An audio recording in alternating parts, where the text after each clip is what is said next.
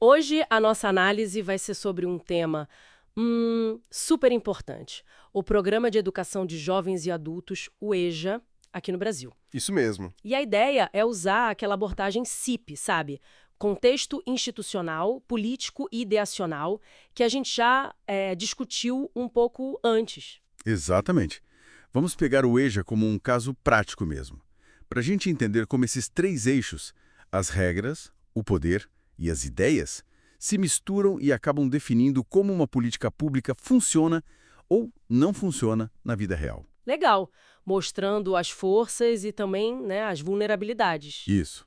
Só para a gente recapitular rapidinho, institucional são as leis, os órgãos, a estrutura formal, certo? Certo.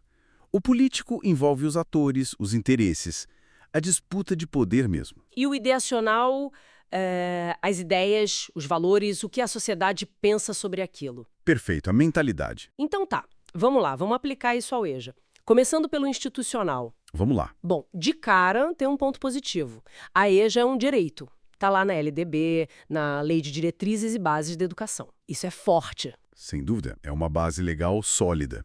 O MEC, o Ministério, dá as diretrizes gerais. Mas a execução fica bem centralizada, né? Vai para os municípios, para ONGs também. É aí que o nó começa a apertar, sabe? No institucional. Essa articulação entre o federal, que define, e o municipal, que executa. Nem sempre flui. Tipo, o dinheiro chega, o material é adequado. Exato. O financiamento via FND, por exemplo, chega na ponta como deveria. E o material didático? Muitas vezes é pensado para a criança, não para o adulto que já tem outra bagagem, outra vida. E a capacitação dos professores para esse público. Falta, né? É uma engrenagem complexa. E muitas vezes emperrada. Fora a questão da capacidade de cada prefeitura, né? E a prioridade que dão. Imagino. Nem todo prefeito coloca a EJA lá em cima na lista. Falta dinheiro, equipe, até sala de aula decente às vezes. Pois é. As parcerias ajudam, claro. Sistema S, movimentos sociais.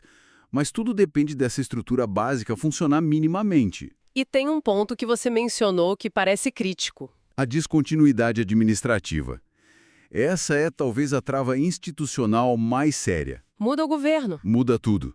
Muda o prefeito, muda o governo federal, e aquele programa de EJA que estava começando a engrenar, ou ele é abandonado ou reformulado do zero. É um eterno recomeço. Isso impede que a política amadureça, que tem um impacto de verdade, sabe? A longo prazo. Faz todo sentido, essa instabilidade é muito prejudicial. Bom, vamos mudar o ângulo agora. E o lado político? Porque, assim, apoio existe. A gente sabe de movimentos sociais importantes, tipo o MOVA, né? Organismos internacionais, Unesco, sempre defenderam a EJA. Sim, esse apoio é fundamental, dá visibilidade. Mas então por que parece que, na prática, a EJA fica meio esquecida em segundo plano, politicamente falando? Olha, esse é um ponto nevrálgico.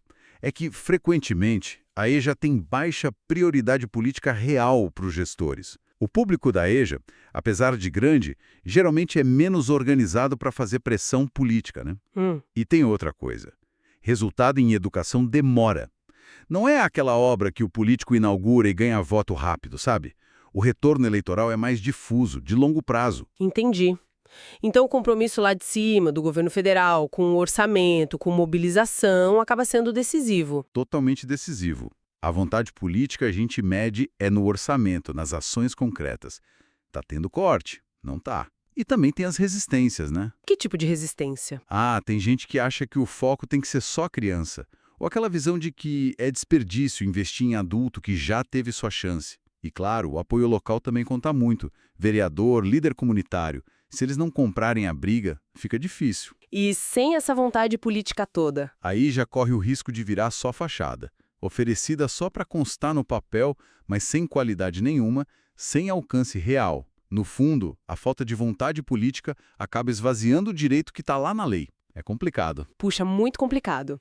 E isso nos leva direto para o terceiro eixo, o ideacional. As ideias, os valores. Exato. Porque tem aquela visão bonita, né? Muito inspirada em Paulo Freire, da educação como direito para a vida toda, essencial para a cidadania, para a dignidade. Essa visão é poderosa e inspira muita gente boa. O problema é que ela não tá sozinha no mundo, né? Ela convive com um monte de preconceito. É aí que a coisa fica interessante mesmo, né? Analisar o peso dessas ideias contrárias. Fica. Aquela coisa de, adulto não aprende mais, quem não estudou foi porque não quis, até questionar se vale a pena gastar dinheiro público com isso.